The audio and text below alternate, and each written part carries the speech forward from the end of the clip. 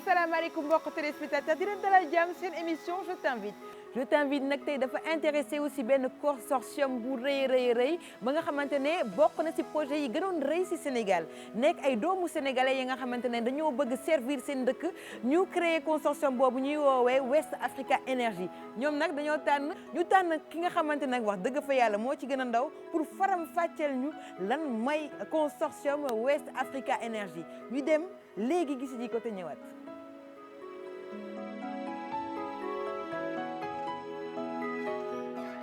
salaamaaleykum monsieur Ba. maaleykum salaam Anta. ça va na nga def yaa ngi ci jàmm. mais alhamdulilah. alhamdulilah. merci.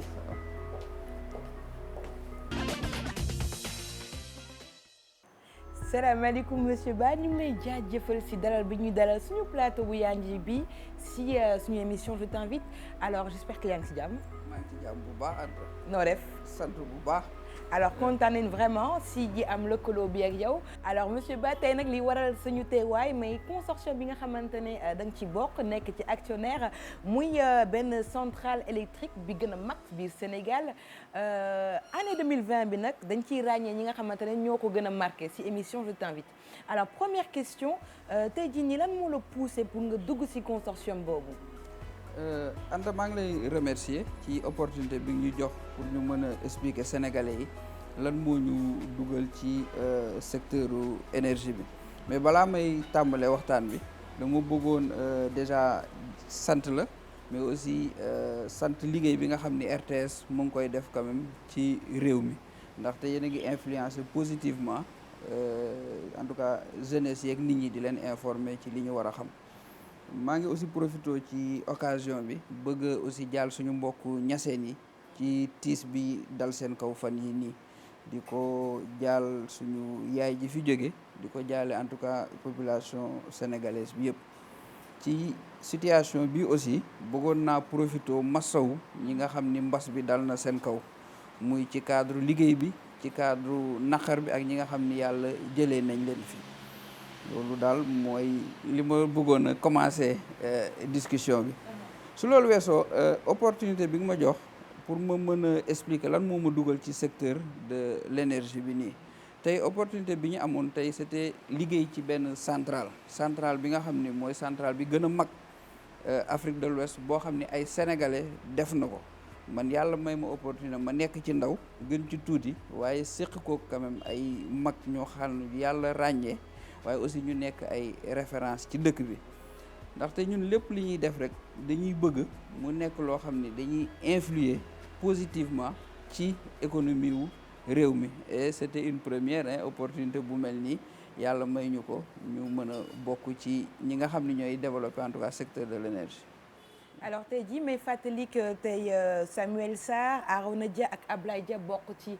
consortium boobu West Africa Energy lan ngay yëg en tant que sénégalais si développement Sénégal bi nga xamante ne yaa ngi ciy participer. fierté laa ciy njëkk yëg parce que dafa nekk loo xam ni ñëpp dañu newoon du mën a nekk. ay sénégalais bokk ànd liggéey dara loolu mooy li ci njëkk am. waaye loolu weesu ñu ne centrale bi nga xam ni moo gën a rëy Afrique de l'Ouest parce que tey centrale 300 mégawatts xam nga daal loolu rek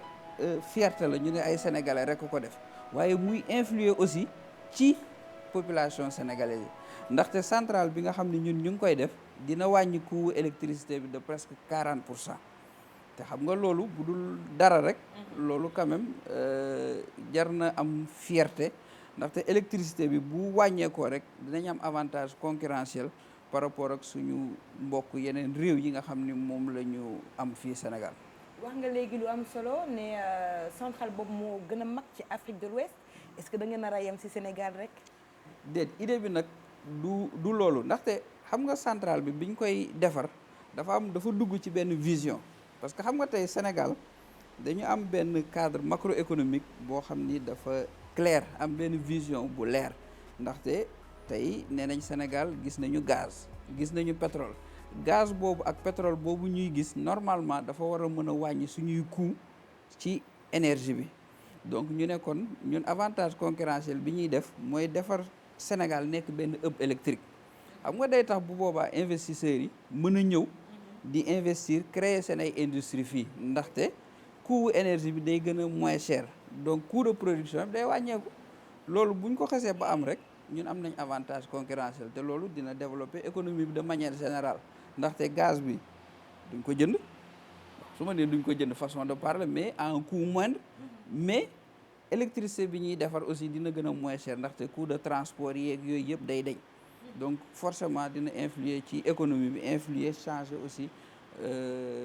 vie wu sénégalais yi daal. alors tey Khadim Ba nekk ndaw mais ndaw ba nga xamante ne macha allah day investir nekk actionnaire majoritaire si SAR fan la goût investissement bi fan la jógee. non goût investissement bi moom c'est-à-dire opportunité yi rek la ñuy utiliser c'est-à-dire bu ñu amee contrainte yi la ñuy jéem a créer def ko mu nekk opportunité ndaxte tey boo gisee opportunité bi ñu am ba mën a dugg SAR man bi may jàng Canada di ñibbi si Sénégal 2006 la woon te projet bi ma amoon c'était def Sénégal benn hub mu nekk espèce de Rotterdam d'Afrique noonu laa ko mën a waxee parce que xam nga Rotterdam boo gisee bateau yi def pétrole yëpp fa la ñuy daje de foofu la ñuy jël di charger pour mu ñëw feneen man ma ni Sénégal position géographique bi mu am war nañ mën a installer fii mu doon benn hub pétrolier xam nga donc loolu bi ma koy wax 2006 la bi ma ñëwee waaw aw ma possibilité wu loolu def loolu 11 ans après ma am benn possibilité bu ma permettre ma mën a jënd action wu groupe Ben Laden yi SAR ba tey am ci position biñ ci am nii. association bi naka la juddoo. association bi bon ci ay waxtaan la rek ñu toog nit ñi toog waxtaan ñu bokk am volonté wu changer mbir yi ñun ñëpp dañu am idéologie bu ñu bokk mooy bu ñu àndee bokk dara mën nañ ko réussir jël intérêt commun bi teg ko suñu kanam ba pare suñuy intérêt bopp ñu teg ko suñu ginnaaw jël intérêt wu société bi wala intérêt wu réew mi ñu bokk ko ñun ñëpp ndax tey boo gisee ñi nga xam ne ñoo séq tey projet yi yëpp ku nekk ngi yor sa entreprise di ko doxal gis opportunité dugg ci xam nga loolu nekk ay sénégalais def ko donc xam nga tey ñun loolu dañ ko def pour influer ci dund sénégalais yi noonu la association bi ñëwee bëgg def dara rek gisee waxtaan bokk gis-gis bokk fu ñu jëm rek ñu song ko voilà. alors Khadim Ba ñu dégg ko aussi en tant que directeur de Locafrique lan mooy Locafrique je sais que da ngeen di def tout ce qui est crédit bail lan mooy crédit bail. bon merci ci opportunité bi ma jox ndaxte bu ñu nee Locafrique rek ñu ne crédit bail mais xam nga Locafrique établissement de crédit la xam nga établissement de crédit dafa am classement bu ñu leen def. Locafrique nag dafa nekk classement 2 parce que dafa am classement 1 yi ñuy woowee banques yi am établissement de crédit yi ñuy woowee classement 2 Locafrique nag ci la bokk donc produit yëpp da koy def c'est-à-dire Locafrique dina def prêt Locafrique dina def crédit bail Locafrique dina def vente à crédit c'est-à-dire lépp li banque di def Locafrique da koy def maintenant différence bi nga xam ni moom la Locafrique am ak banque bi mooy Locafrique mënoo fa déposer sa xaalis di defar ay chèques parce que loolu looloo ñu différencier ak banque bi donc ñun dañuy jël suñu xaalis dem wuti ay financement di ko dugal di joxaat nit ñi suñu xaalis mooy lebi xaalis pour jël joxaat ko nit ñi voilà. mais justement boo leen koy joxaat nit ñi est-ce que dina fa am benn garantie ci ginnaaw je sais que itam da ngeen di accompagner nit ñi pour mën a maanaam assurer pérennité wu projet wu nit ki. waaw accompagnement bi c'est-à-dire il faut xam ne que amuñu différence trop ak banque bi parce que on est soumis aux mêmes règles banque centrale législateur bi dafa am ay normes yoo xam ni ci la ñu war a liggéeyee ci normes yooyu la Locafrique di liggéeyee xam nga ñu bëri dañuy foog ne différenciation am na peut-être benn différenciation bi am mooy coût de la ressource pour ñun dafa gën a cher ci ñun donc c'est vrai que bu ñuy lebal nit ñi day gën a cher que par rapport ak banque bi parce que mooy li ma la doon wax léegi ñun dañuy dem lebi ji bu ñu lebee ba pare leblewaat teg ci suñu marge leblewaat avec tous les coûts que ça peut amener risques et consorts alors que banque bi da ngay jël déposer def ko donc accompagnement boobu ñuy wax bon yow yaa koy jëm wutal sa bopp parce que da ngay ñëw proposer ñu dossier ñu xool ko bu ñu doyee ñu dugg ci exactement ni banque bi di def à la différence que ñun difficulté bi ñu am mooy dañuy wuti ji xaalis lebi ji ko pour joxewaat ko donc ñun mënul sax toog ci ñun. mais est-ce que ça veut dire que tey jii nii taux d'intérêt yu par exemple Locafrique mooy gën a élevé que taux d'intérêt bancaire yi. waaw normalement oui moo tax parce que moo tax tey ñun boo gisee Locafrique ci ni ñuy liggéeyee dañuy xool secteurs yi nga xam ni ce sont les secteurs porteurs pour ñun. c'est-à-dire tey xam nga mën naa jàpp ne bi ñuy jël Locafrique en 2011 ñun dañuy def option ne dañuy dem ci secteur de l'agriculture parce que xam nañ ne banques yi diñu fa fekk parce que banques yi ñoo ñu ëpp capacité ëpp ñu xaalis am coût de ressources plus faible mais comme les ressources ne sont pas extensibles foofu intéressé wu leen da nga naan xaaral ma dem defi mbay mi te risque ngi ji balaa caag ma toog Dakar avec moyen d'investissement ñun nag ñu ne parce que ñun bi ñu jëlee Locafrique dañ ñëw fekk fa situation bu xaw a compliqué parce que baax na ma def historique bi tuuti ñu xam ko bi ñu jëlee Locafrique 2011 ñu fekk société boo xam ni mu ngi am taille de bilan parce que ci banque yi noonu la ñuy xamee capacité wu banque bi taille de bilan wu 3 milliards te ci 3 milliards yooyu ñu am 1 milliard 5 yëpp baaxul donc benn 1 milliard 5 boo fa lañ fa fekk bu baax te boobu mooy béykat yi nekk ci nooru Sénégal bi ñu ne bon lii peut-être opportunité la entre-temps aussi am ay ressources de la coopération italienne yoo xam ni dañu doon jàppale pour ñu financer justement les secteurs porteurs comme agriculture pêche artisanale ak yooyu bi ñu ñëwee bon gis ne ñii rek ñooy nekk ñiy fay mooy li ma wax secteur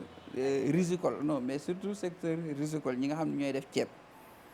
ñu américains yi nag ñëw jël si ma parce que loolu moo gën a doy waar non c'est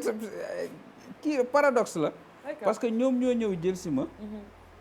fekk ma Dakar yóbbu ma Saint-Louis pendant 3 jours ñuy def tournée foofu mu yëpp ma trop li ma gis ni nit ñi di liggéeyee foofu opportunité yi am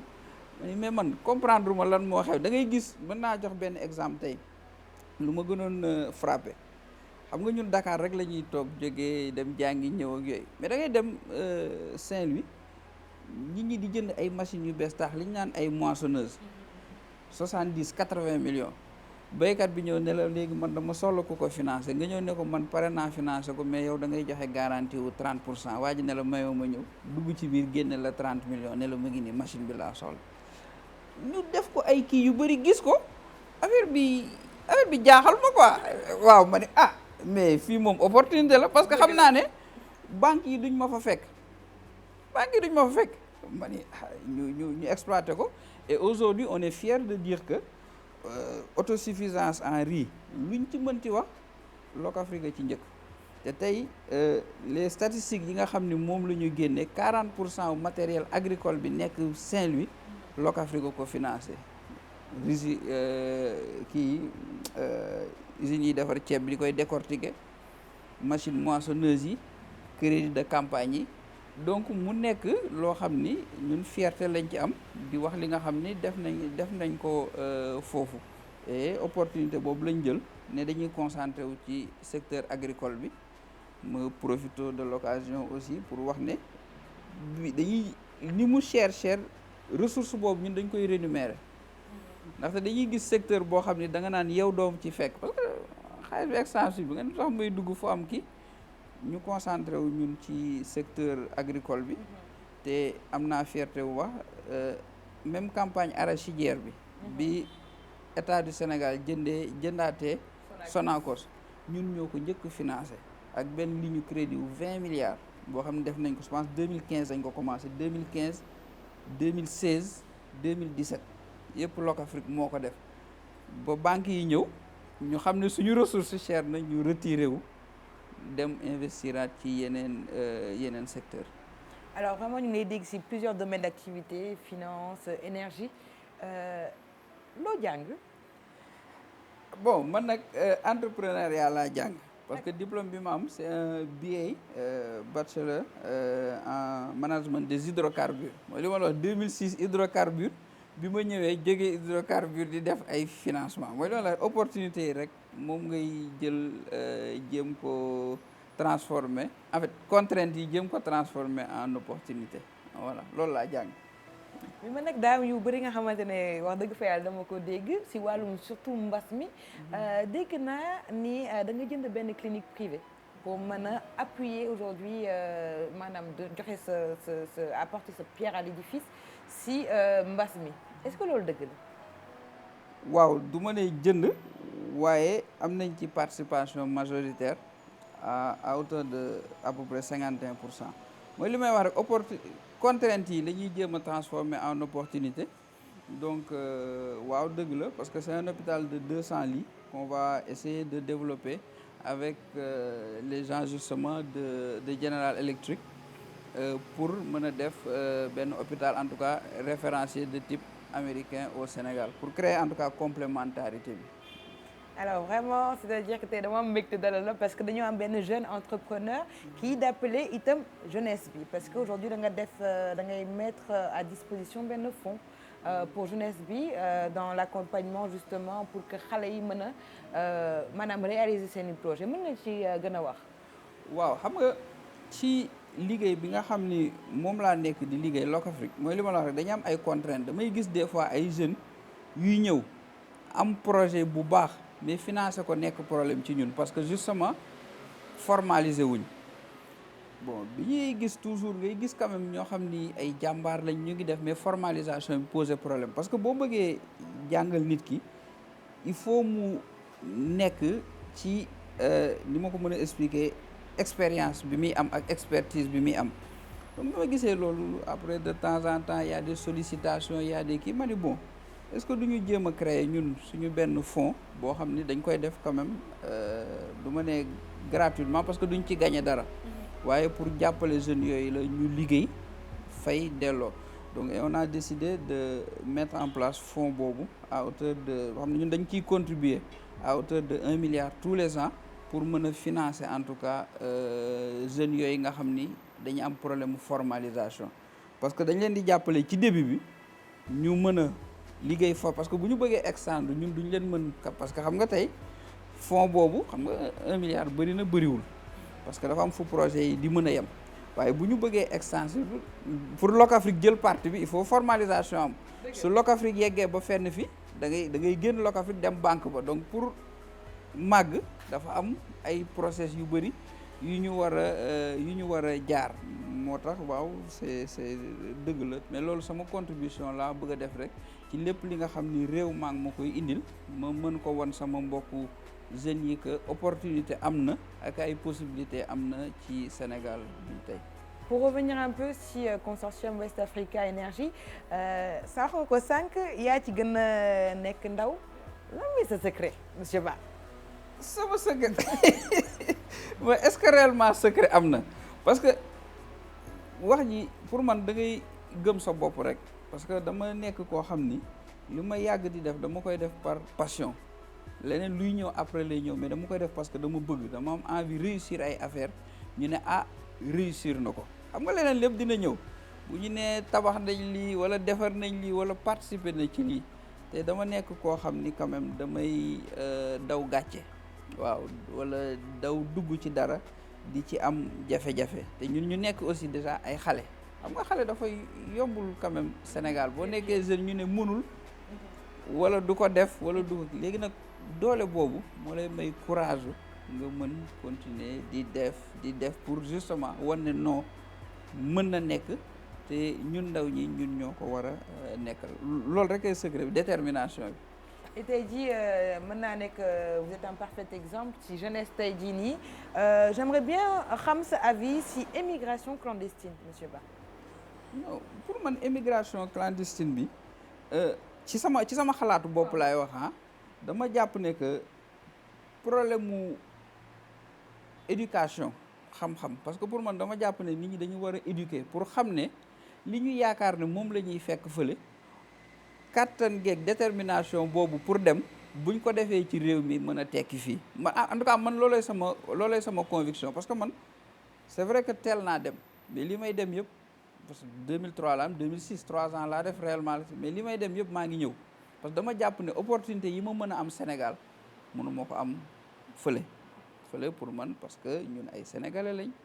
suñu réew la da ngay bon mën na am nag des fois mu métti mais nga xeex ko ci say mbokk réussir fii moo ëpp njëriñ que nga dem bitim réew avec des capacités de réussite très minces ci loolu daal noonu laa ko kiiyee te loolu lay sama xalaat pour man nit ñi dañu war a toog xeex fii parce que yaakaar naa Sénégal lépp dañ ko war a tabax donc opportunité yi am fii amul opportunité fële ndaxte tubaab yi ñu ngi ñëw fii di investir ci ñun di bokk parce que opportunité bi fii la ëppee. alors monsieur Ba dama la dégg ci aviation da nga investir ci aviation. bon peut-être pas investir ah bon xam nga mooy li wax opportunité yi rek parce que à un moment dañu gis ne que Sénégal plateforme la avant sax ñuy waxu pétrole Sénégal plateforme la et que les gens travaillent beaucoup ci location wu avion yi bon ñu gis opportunité rek saisir ko waaye di ko développer waaw. monsieur Ba malgré vraiment say activités yëpp est-ce que monsieur Ba dina am temps pour moom di déglu musique. ah waaw wala di féexal xolam. ah waaw. kan mooy monsieur Ba en dehors tey jii nii de activités yi yëpp. bon c'est un jeune comme tous les jeunes hein voilà damay déglu musique musique yëpp damay bon comme tout le monde hein amul benn différence ah. kan mooy sa chanteur. non chanteur nag mën naa jàpp ne le plus jeune au plus âgé ñëpp a ngi ci biir. ñëpp a ngi ci biir. alors pour revenir un peu ci consortium bi quelles sont vos perspectives d'avenir lan ngeen ndara def ak seen consortium boobu West Africa Energy. en fait perspective lu ñuy wax perspective yi c'est-à-dire état bi daf ko tracé ba pare xam nga su ma nee état bi daf ko tracé ba pare opportunité bi dafa leer ba pare. et pour ça on en profite pour remercier en tout cas la vision parce que président dafa am vision bu leer boo xam ne daf ko teg mooy li ma la doon wax sànq rek xam nga tey Sénégal dafa am opportunité ñu ne am na gaz ñu ne léegi am na centrale à gaz xam nga day wàññi coût électricité bi boo ko wàññee xam nga nit ñi dañuy coût de production bi day wàññeeku donc dañu am avantage concurrentiel. donc ñun suñu stratégie ak li ñu bëgg mooy quand même électricité bi ñu koy jaayee de Sénégal muy dem ba ci yeneen dëkk yëpp c'est vrai nag lépp mënoo ko wax waaye loolu mooy stratégie bi nga xam ni ci loolu la ñu nekk. mais man fi ma bëgg a rebondir mais par rapport ak maanaam sénégalais yi nga xamante ne maanaam est-ce que am nañu savoir-faire bi fii biir Sénégal est-ce que tey jii nii am na ay études yi nga xamante ne permettre na leen de par exemple liggéey pour consortium bi.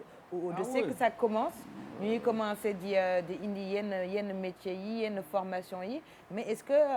ça ressentir nga ko. oui non c'est-à-dire que sénégalais yi moom y a des gens qui ont des capacités fii et à l'extérieur aussi mais xam nga loo gis rek dafa nekk benn mix bu ñu war a boole entre expertise bi nga xam ni peut-être mën nañ ko jëlee extérieur ak formation bi nga xam ni war nañ ko am pour ñu bokk ndaxte bon am na loo xam ni doo ko mën a wax mu ne avantage concurrentiel xam nga nit ku nekk ci li nga mënee rek ngeen di jël bokk pour tabax quelque chose donc ci cadre boobu moom laay wax bu ñu liggéey ak entreprise yi nga xam ne am nañ expertise plus formation yi nga xam ni sénégalais yi mën nañ ko boole yaakaar naa ne que mbir mi dina baax waaw. avant ma leen di remercier juste benn question bu ndaw a ndaw ba nga xam ne daf ma rëccoon mais foog ma laaj la ko tey jii nii monsieur Ba est-ce que sa jeunesse dund nga ko.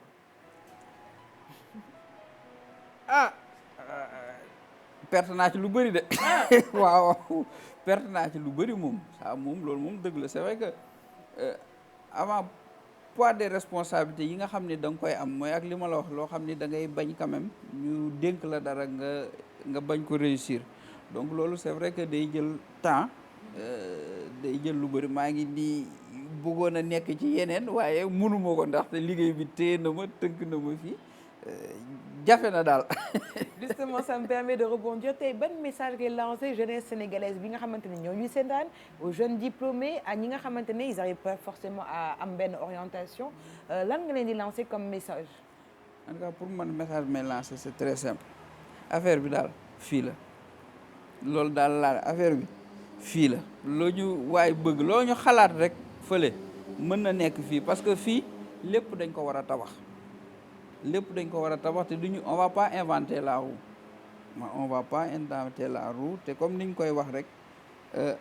àdduna ci loo gis rek ñu naan théorie du développement rek dañuy copier créer innover jarul ñuy kii dañu xool li nga xam ni moom la tubaab bi di def seen réew wala ñi nga xam ne ñoo ñu gën a avancé ñu copier ko def ko suñu biir réew rek laay wax jeunesse bi rek. d'accord mais monsieur Ba xam nga la moom moo jeexal sànq ba léegi ñu ngi waxtaan mais mënu ma la soutirer benn information mais monsieur Ba lan mooy say distraction. ah bon man déglu musique da laay def lu bëri moom dama lay wax rek loolu daal laay def déglu musique daal moom xam naa ne distraction la bon de temps en temps dem plage aussi. mais c'est vrai que léegi jot bi maytuma lu bëri. loolu daal mooy kii su ma ci amee tuuti li may gën a def mooy noppalu ko laay def ko. sànq da nga doon wax par rapport à maanaam li ñu fa fekk environ 3 milliards tey jii nii fan la Locafrique toll. bon actuellement effectivement en 2011 ñu ngi ko récupéré avec une taille de bilan de 3 milliards dont de 1,5 milliard yëpp baaxul entre 2011 ak léegi tey fi ñu toll Locafrique a une taille de bilan de 147 milliards quand même. Et aujourd'hui Locafrique mooy premier xam nga loolu sénégalais xam mooy premier établissement de crédit wu zone UEMOA bi yëpp boo ko boolee te loolu zone UEMOA yëpp Locafrique mooy premier établissement de crédit bi te pourtant amuñu ay dépôt amuñu ay kii mais ñu ngi koy développé c'est une structure privée et qui am capacité wu def loolu yëpp te lépp ci biir Sénégal rek parce que nekkuñu di def ay opération en dehors du Sénégal lépp Sénégal lañ ko defee donc ce qui veut dire que opportunité baa ngi ci réew mi waaw. monsieur Bala mooy sa plus grande satisfaction. sama satisfaction bi gën a rëy quand même mooy di réussir projet yi nga xam ni à chaque fois nit ñi dañu waxoon duñ ko mën a réussir te benn bi nga xam ne man moo ma tenir à cœur mooy financement wu SAR boobu vraiment. parce que dafa nekk financement wu secteur pétrolier dafa nekk financement boo xam ni toujours tubaab yi ñoo nekkoon di ko def ñun ay sénégalais dañu waxoon duñ ko def non dañu sécuriser importation wu produit pétrolier wu dëkk bi lebal leen financer indi leen c'est-à-dire tey fi ma la mën a waxee nii ñun jot nañu financer rek SAR directement mooy carburant pour 287 milliards. te lépp Sénégal bii rek lañ ko defee ak ay sénégalais et entreprises sénégalaises xam nga loolu ndam la te nit ñi mënuñu xam ne Sénégal loolu yëpp am na fi opportunité yëpp am na fi lépp Sénégal bii rek lañ ko defee. alors tey jii nii man du ma la bàyyi nag monsieur Ba bëgg naa xam tey jii nii ban anecdote moo la gën a marqué vraiment si sa jeunesse ou même si instant yi nii lan moo la gën a marqué. dans ta vie. bon sama jeunesse xam naa ne li ma ciy gën a marqué mooy peut-être kilifa yi nga xam ni dañ may gis bu ñu déggee tur bi gis ne mais lu ndaw lii la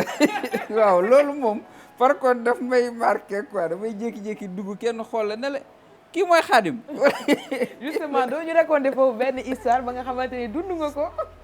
am na benn PCA wu banque. gisel fii bon xamuma waaye ma ngi am ku muy waxal ak di wax ak waa ji ba ci yàgg ne ko mais d'ailleurs Khadim Ba bi ngay wax kii la xam nga tukkuleer yi rek waaye ci ne ban Khadim bii lu ndaw lii te bon da lay jàpp parce que loolu ngay gis quand même partout muy fii muy bitim réew muy quand même de grosses entreprises bu may ñëwee bu may gisee nit ñi damay gis ne que quand même neneen la ñuy xoolee te loolu dafa ça me fait plaisir parce que da ngay nekk xale mais ça prouve que on a réussi à bâtir des choses te loolu rek mooy ndam bi nga xam ni moom laa ji anecdote yi daal loolu la bu ñëwee ñu ne lu ndaw lii loolu daal moom mooy li ma ciy gën a gis quoi waaw. alors vraiment laata ñoo pare ñu tëj émission bi lan ngay dénk téléspectateurs yi ñu seetaan. bon téléspectateurs yi daal li ma leen bëgg a dénk bu baax surtout sama mbokku ndaw yi mooy que dañu war a góorgóorlu am détermination mais aussi roy ci mag yu baax yi fi nekk xool jaar-jaar yi xam ne dara yombul situation moom dana métti waaye da ngay ànd ak détermination xam ne rek da nga bëgg a réussir xam nga des fois wax ko yomb na waaye def ko moo jafe te tey yàlla may nañu opportunité ñu yegg fi ñu yegg nii waaye ça n'a pas été un long fleuve tranquille ay jafe-jafe yu bëri ay difficultés yu bëri boole ci nag mooy li ma la wax rek ñu nekk ay ndaw donc li ma leen di conseiller toujours daal mooy ni ñuy jël référence mag ñu baax ñi kilifa yi di xool li ñuy def di ko jéem a adapté ak di déglu aussi ñëpp di observer bañ a yàkkamti te loo gis rek dafa am temps lu jot rek yomb mais détermination ak mën a en tout cas xaar bañ a yàkkamti je pense que lépp mën na sotti ci loolu daal laay dénk téléspectateurs yi di ko dénk ndaw ñi nag waaw. en tout cas laataa ñoo terminé comme dañ ñoo dara nag monsieur Ba dañu lay offrir suñu cadeau bi nga xamante ne waa Sartori Sen suñu partenaire ak waa RTS. may la benn bon d'habillement made in Sénégal. merci beaucoup. et puis vraiment dina jaajëfal si dalal bi ñu dalal fii sa biir kër. jërëjëf monsieur Khadim Ba, directeur général de Locafrique, également nag actionnaire du consortium West Africa Energy, actionnaire également de SAR nag du ma lim lépp parce que vraiment macha allah rek laa koy tegal. À très vite.